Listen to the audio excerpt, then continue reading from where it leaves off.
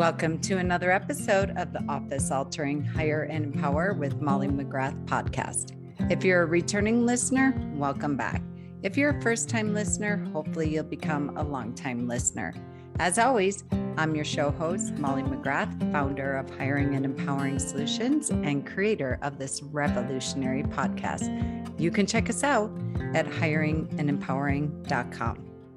All right, guys, I finally found a man after my own heart who speaks my language and is so passionate about everything you hear me screaming from my soapbox about constantly. And it's about managing people by managing you as a leader. So I'm so excited to have our guest today. Dan, welcome. Thank you for being our guest. All right. I'm going to have you tell people a little bit about your backstory because I always think it's so much more passionate when it comes from our guest. But I want to talk about today, we're going to be talking about Dan Moulder's book, The Lunch, How to Manage You. And this is a leadership book for the rest of us. I was really quick. When I was reading this, I want to read the back cover of your book because I love it. And for sometimes our listeners are hopefully exercising or driving or what have you. So I want them to, before you get the book, to really just hear the essence of this. The book's called The Lunch. Get unstuck in life and work. Who cannot resonate from that? An entrepreneur, a leader, employee, what have you. But I love this. Once a year, the staff at Guide Point Inc. meet for lunch to lament on how unhappy they are with their jobs in the company. Some people call that the water cooler conversation. And with no CEO, which many of our listeners can resonate with, and the company's future in question, many wonder if this year's lunch could be the last. I hear that from employees so often. And through thoughtful, revealing conversation, an unlikely hero steps up to save their career and the company. The lunch is a story of how self-awareness can help you achieve personal happiness and career success. And I just have to read your little bio because you live in Clinton, Mississippi, and you have a wife, 4 kids, a dog, and a bearded dragon. I love that. Right. If I look tired, that should explain it. Thank you for for explaining that. I'm one of 6, so I can appreciate that. Yeah. All right, give us a little bit of your backstory and what brought you to sharing this story with the world. Yeah. Well, it starts before my current role. After college, I had a job that I really enjoyed doing. I felt like I got to help people, got to experience great things, travel, and just do good things for people. And that was something I really enjoyed. But at some point, I found myself just unhappy and really miserable at some point. And unfortunately, that turned into me being let go and unemployed with, at the time, 3 kids. So I was married with 3 kids, excuse me, and no job. And looking back now, my wife knew it at the time and I didn't. But that was probably the best thing that ever happened to me because it gave me time and kind of forced me to look at how I got there. What did I do? What things was what was I doing? What was I thinking? How was I acting that got me into the situation that I was in? And so I just started diving into self-awareness, mindfulness, started reading, listening to podcasts. I say reading, I listen to books. I'm a slow reader, but I can listen really quickly. Listening to books, listening to podcasts, and just learning more about myself through what others were other content that was out there. And what I found is there's a lot of content for leading others, managing others, how to be good at what you do, how to help others be good at what they do. But there's not much out there for understanding yourself and understanding how, why you do the things you do, or even just letting you know what you do, sort of exposing those behaviors and just self-awareness. There's not much out there for people to understand self-awareness. And so through that journey, I started journaling. That's part of it. Part of this whole self awareness thing is journaling. And I identified these certain behaviors in myself. And in the book, there's only 8. I think I identified Only. 11. Yeah, I know. There's 11. There's probably more. Um, but I identified 11 at the time, and that was several years ago. But in April of 2020, when we were all sitting around, probably finished all the shows we could watch and wondering what was next, um, I decided I would just start writing. Had no idea what I was going to write, and eventually, it took me a while to write this, but eventually, this story came out of it, and that's the lunch.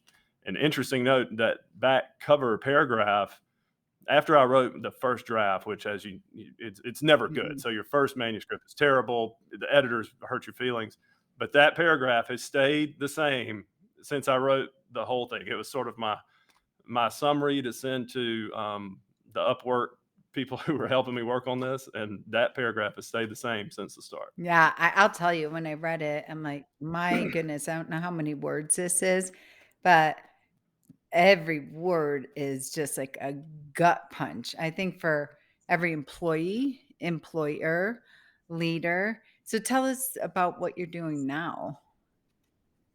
Well, my current role is I'm a project and paralegal manager at Butler Snow, and we are a international law firm that mainly focused in United States.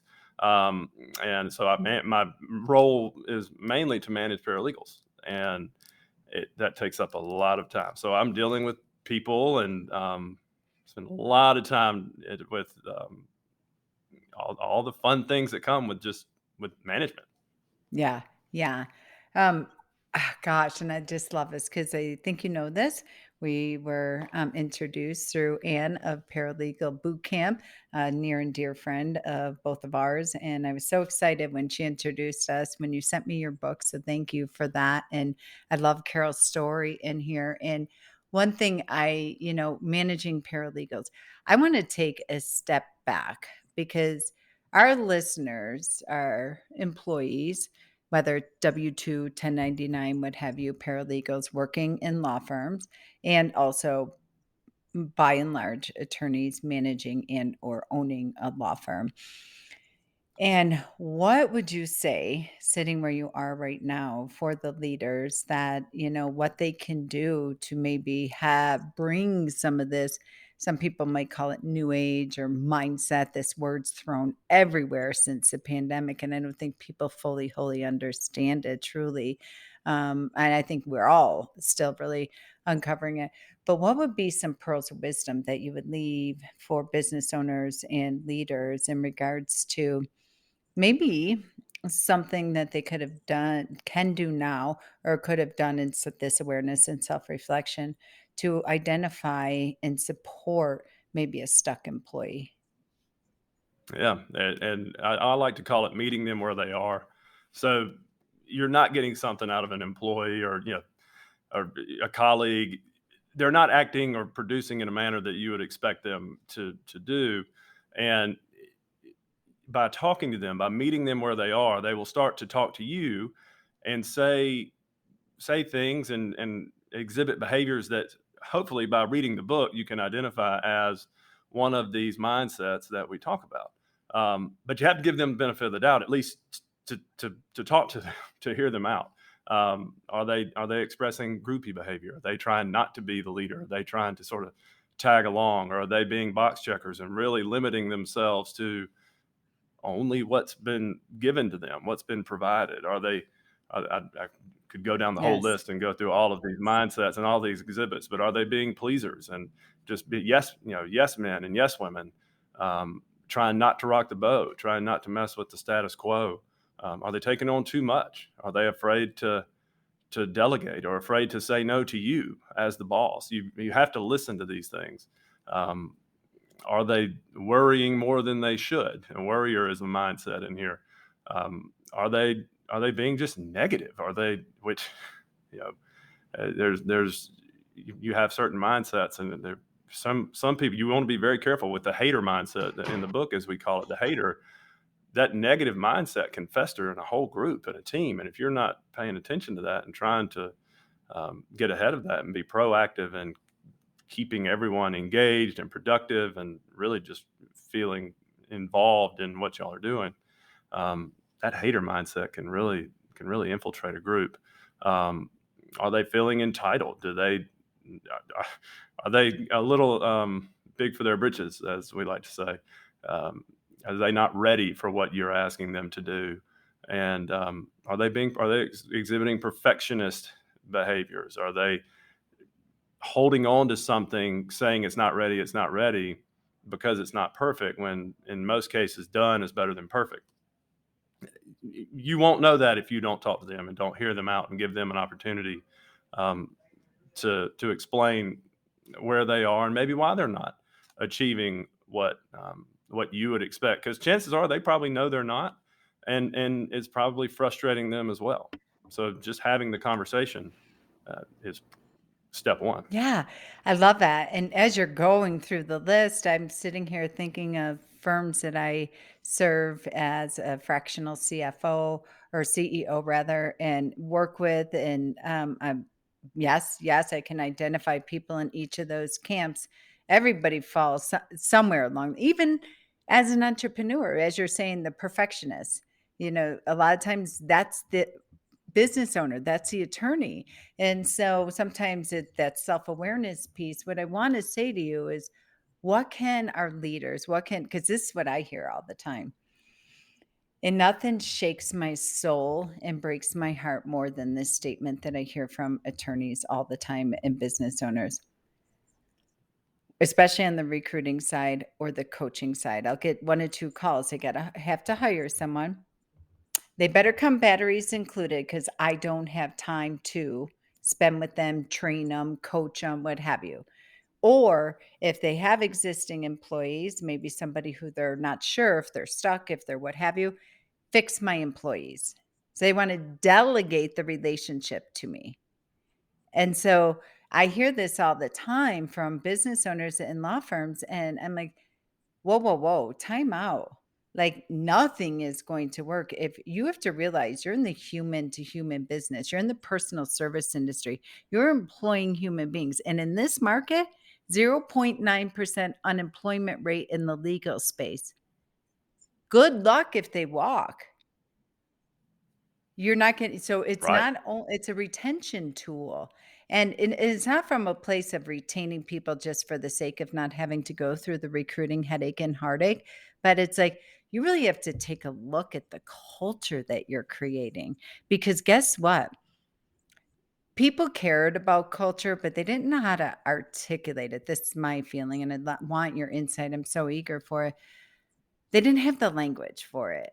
Social media, and while everyone can gripe about all the complainers and the haters on it, I don't see it that way. I see social media as the greatest classroom in the world because at your fingertips, Instagram, LinkedIn, Facebook, what have you. You can have access to a video, to a podcast, to a meme, to a quote, to whatever that can just hit you in the face at any given time for you to really have this awareness, to have mindset and start really taking stock. The pandemic hit and people complained about people sitting on their couch watching Netflix for 20 hours a day. That's not my experience. People were sitting on the couch and getting really still, and they were taking stock of their life like you did when your wife says it was the best gift that ever happened to you.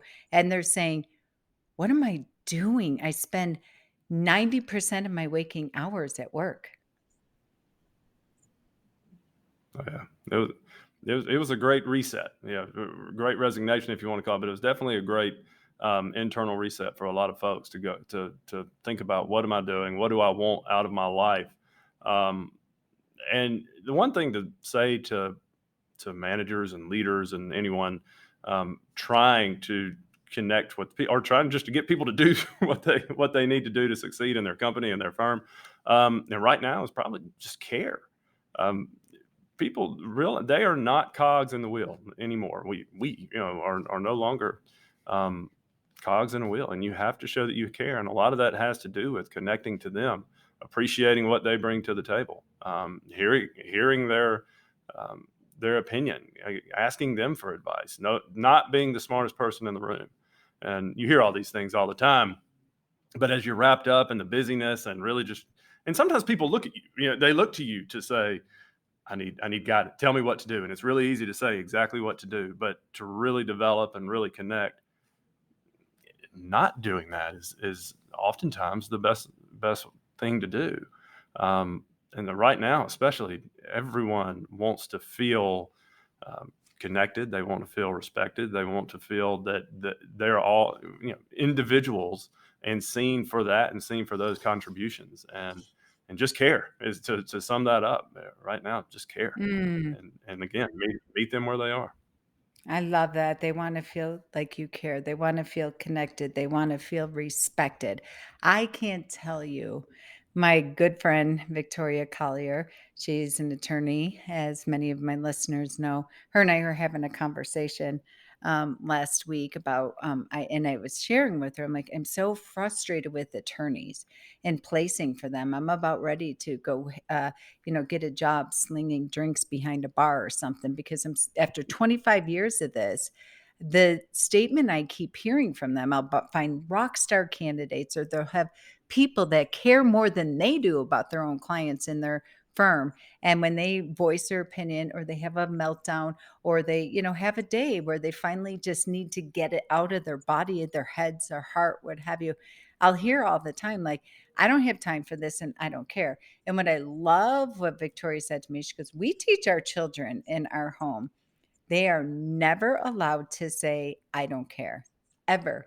Whether I'm asking them, 'What would you like for lunch?' An apple or an orange?' And they're not allowed to say, 'I don't care,' because you do care and you should care. And indifference is the opposite of love. And so they're not allowed to use language. In our house, that's not even allowed. And when you said that, it just really brought me to that place, because business owners and leaders think, there's no place for the human heart in the office unless it's for the clients. And of course, absolutely. Now I expect you to just be, a care bear, but don't be that internally. What? Yeah. Yeah, I spend lot of time talking to people, hearing out here. There are a lot of paralegals on the team, and so there's a lot of personal stuff that we talk about, and of course I write about this stuff, so I love it, and I'm willing to go there and talk about it Please. all the time. And people always say I couldn't do that. I couldn't do your job. I couldn't. And to laugh at that, I need a couch in my office or something like that for all of the sessions that we have. But really, and sometimes it can go a little longer than you need to actually be productive. But I don't know how you can expect anything out of people without connecting in those, without hearing them out, without understanding who they are, what's happening outside of the office. And now I feel like that's more important than ever, probably, from what I see in the market. That's what people are expecting. And uh, it, we're all people, and everyone in your organization we're humans, and we bring a different story. Everybody brings a different story, and by appreciating that and connecting to that, almost guaranteed to get better teamwork, more efficient, more productive. 99% of the time it's a positive thing to connect in that way.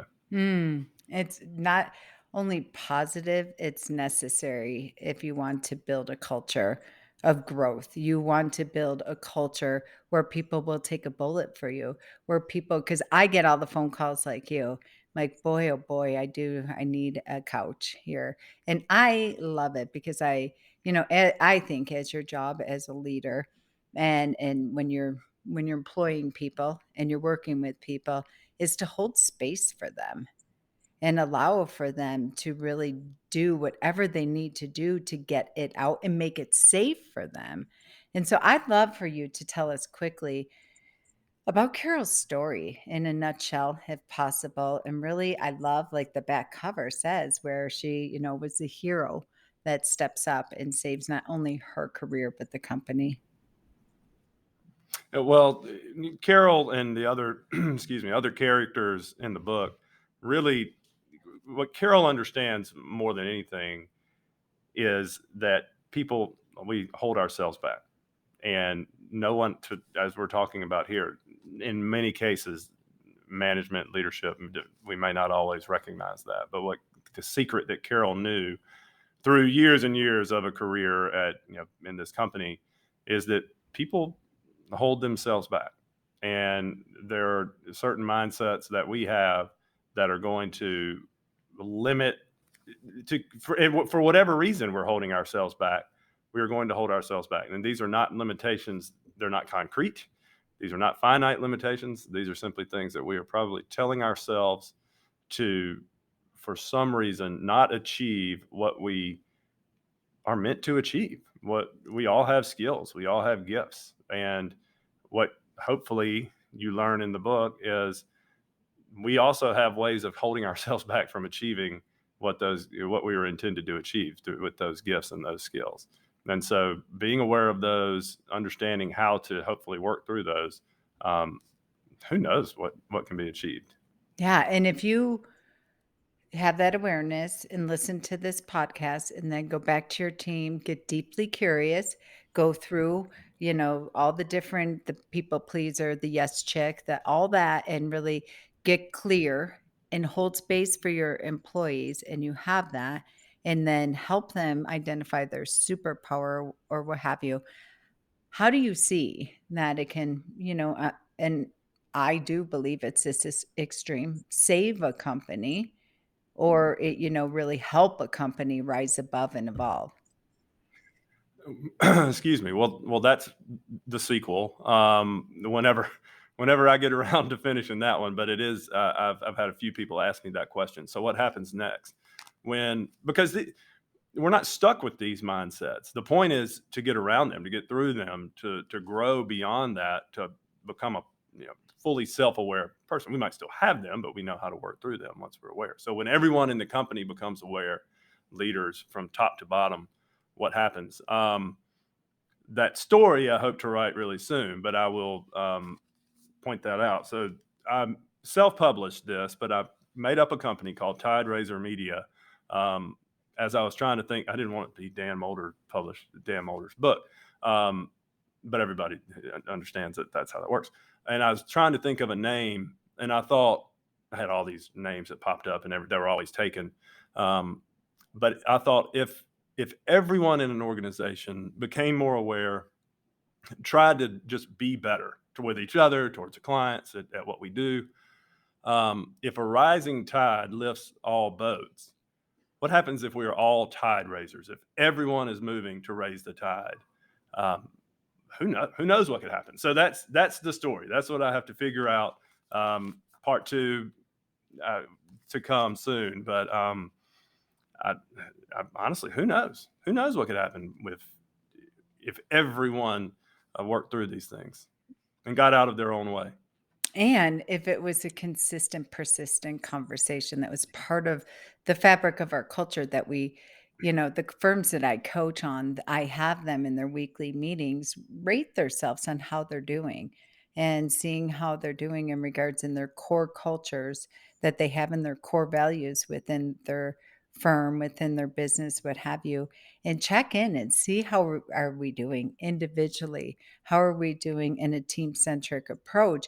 And so often, and really that idea came from me years ago when I had an employee that was just feeling so beaten down and knew they're like, we are the best in the industry at what we do. We have the most amazing clients. We have the most amazing attorney leader. Everybody on this team loses sleep every day about the calendar, about the life cycle of file, about cash flow, about everything, but we're all operating in our own silos, and it feels very fragmented.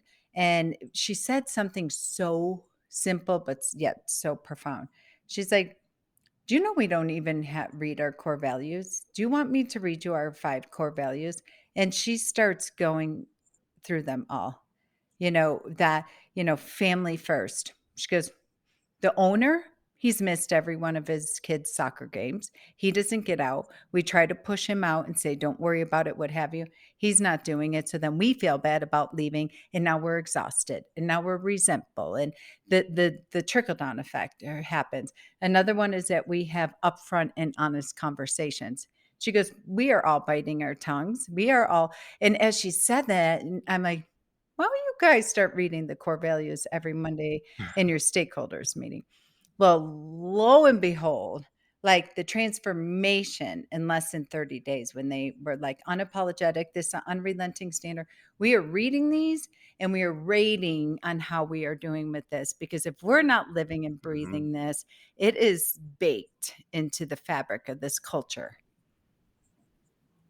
And in many cases, not that wanting to work and get things done is a bad habit, but without a group constantly holding each other accountable for the things that they've agreed or indicative of their culture, sometimes the worst behaviors are the ones that thrive, and that are the strongest personalities are the ones that sort of win out. And so, yeah, as for everyone to agree that they are going to treat each other like humans, that this is how we're going to act. We have these five values, and we hold each other accountable to them, and we review them every week. That ensures those bad things don't happen, and the behaviors that you don't want, that stress you out, that create stress at home. Um, Though this you have to proactively do those things. I had a coach,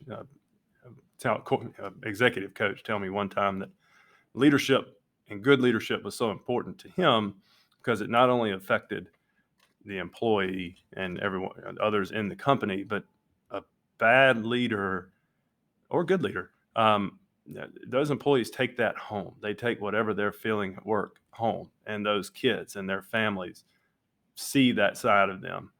And unfortunately for me, it was a little too late at that time to have heard that. I already brought home bad It's behaviors, never got too let go. late. But it was great. I understood it, and it was some of the best um, advice I had heard. Although it really wasn't advice, we were just having a conversation, but it stuck with me, and he may not even know that it stuck with me to that extent. But it was so true, so true. It is so true. And as you were saying that, I mean, a good leader or a bad leader that you do take that home.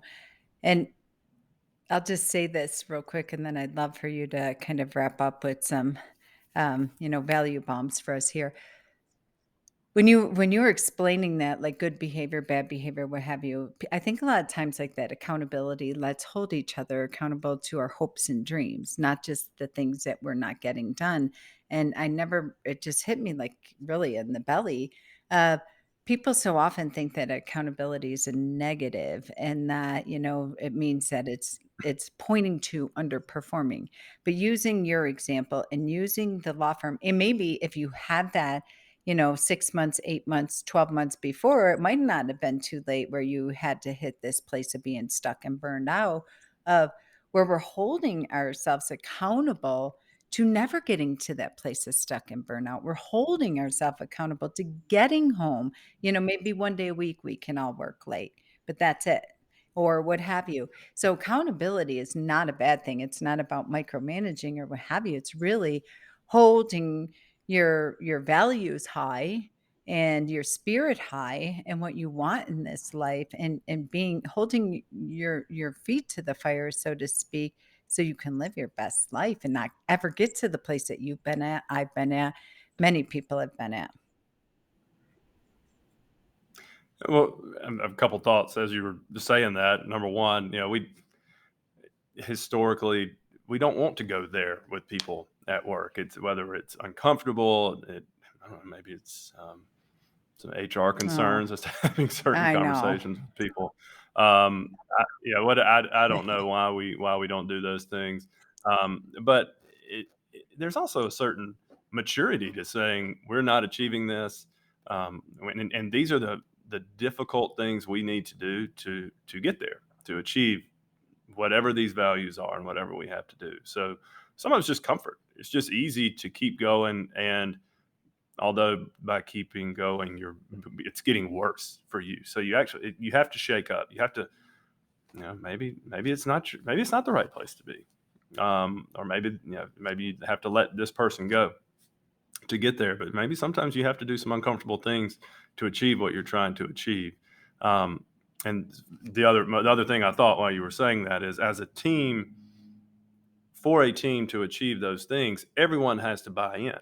So if you and I and anyone else on this podcast are all saying we want to go home every day, maybe one day a week, work late to achieve something, we all have to do that, because when the first time someone doesn't, well, then another person, ooh, I don't want them to get more or be seen as working harder or whatever. So you have to hold each other accountable to these things if that's what you're, um, whatever the culture is. In this case, that being the conversation, because I've seen that happen too, where you have one sneak away, and almost no point after that. Yeah.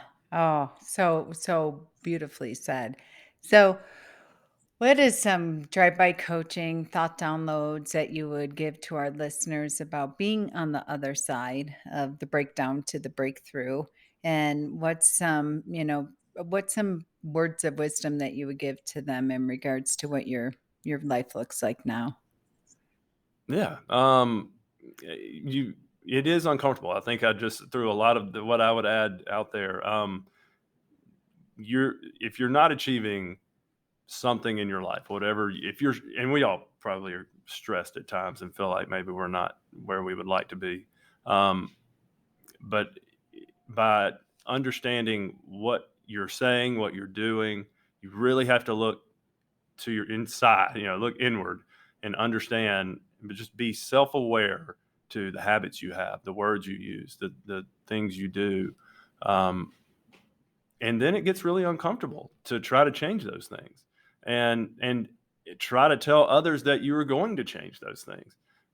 Maybe maybe your bad habits are other people's bad habits too, and you're trying not to do those things. So um, it's it's kind of weird. It's kind of an uncomfortable feeling, but to shed those things, or at least understand they exist, and say, no, no, not today.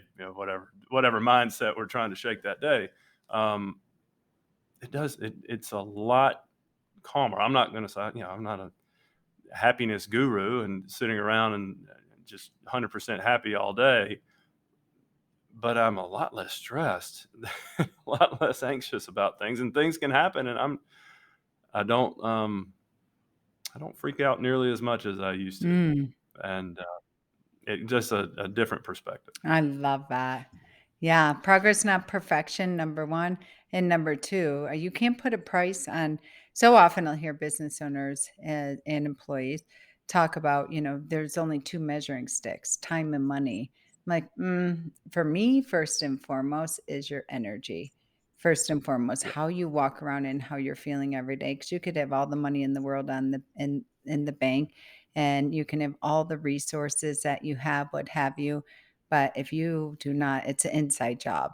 And if you're walking around riddled with anger and frustration and anxiety and depression and feeling purposeless, what have you, that is going to ooze out of you. I think it was Dwayne Dyer that said at one point, I saw him speak where he said you can, take an orange and squeeze it really, really hard and say, I don't want orange juice. I don't want orange juice. But when you're squeezing, eventually the juice is going to come spurting out.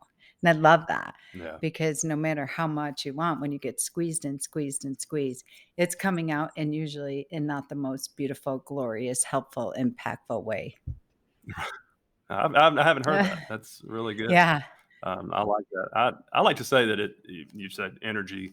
I think it's attention. So whatever you focus on, if your attention is on all the things going wrong, all the negative, everything that's just falling around you, falling apart around you, then maybe to your point, that's a bad energy. That's going to drain on you. If you focus, if your attention is on your family when it needs to be, and your attention is on work when it needs to be, and your attention is on those things that are falling apart when it needs to be, um, that is good. But focusing only on those negative things, or only on work all the time, leaves a lot of things unattended to, um, that can that can have negative effects over time. Yeah. Oh, all right. Tell our listeners how they can get in touch with you and get the book.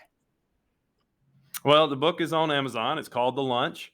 Um, I think it's the only book It called is. The Lunch. So just type in The Lunch, and there it is. Please, yeah, I There's a just picture of encourage the everyone to cover. check it out. Yeah, and you can find me on LinkedIn, Dan Moulder. And yeah, I look forward to hearing from anyone who gets a chance to read it, and hear any feedback or how it impact. I love the impact stories. Hey, I read it, it connected to it. Yep. Here's what I think. Love getting those. So Yep. please reach out. And guys, listen, I know you all are business owners. You're all on path of professional and personal growth. 59 pages. Okay. Sure. So it's a short read, impactful read. I would recommend that you and your team do this as a book club. You always know that I'm always promoting that you're reading a book together. This is a great, easy one. You're going to give it to your team and they're not going to shut down because it isn't, 300 pages, what have you. And it speaks into your team's perspective as well. It's what I love about this book. It's not a book that is written to fix anybody at all, which most business books are. Most books are. And that is what I love about the framework and the essence of this book that you wrote. So thank you for being our guest. Thank you for getting this piece of work out there. And I can't wait. In the show notes, I will have Dan's LinkedIn. I will have a link for Amazon on how do you can buy this book for your entire team. A great way, easy way to start really transforming your culture and giving your employees a safe place to start speaking their truth. We've reached the end of yet another episode of the Hire and Empower with Molly McGrath podcast, where dream teams of entrepreneurs in an entrepreneur's world really do come true. Listen, whether you're a business owner, employee, executive, or hiring manager, we fully understand hiring, onboarding, and leadership is expensive, exhausting, often overwhelming, and absolutely time-consuming for the already taxed professional. Well, we have your back on all fronts. For 25 years and counting, we have transformed over 4,000 law firm teams into the most efficient, resourceful, and profitable asset of your business. Check out our Smart Hire solution, our employee leadership program, and the 66-day law firm turnaround at hiringandempowering.com.